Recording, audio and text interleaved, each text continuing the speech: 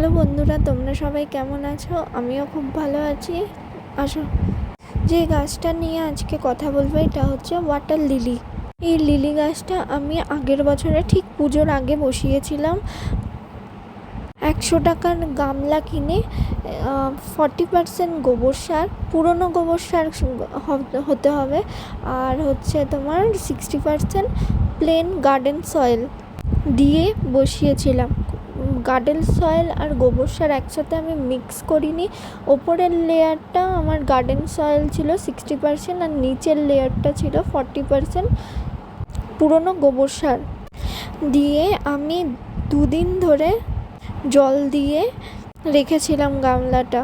তারপর 2 দিন পরে আমি এই ওয়াটার লিলির বাল্বটা লাগিয়েছিলাম আর রেখেছিলাম ঠিক ছাদে, যেখানে ভালো রোদ পায়, সারাক্ষণই রোদ পায় সেই জায়গাটা। মে প্রথম দিকেই ফুল দিয়ে দিয়েছে। ফুলটা দেখতে খুব খুব সুন্দর, কিন্তু দেখো তোমরাও রাখো। আমি এর মধ্যে কিছু মাছও ছেড়ে রেখেছি মশার ভয়েতে। তোমরাও এই গাছ লাগালে মাছ ছাড়ো।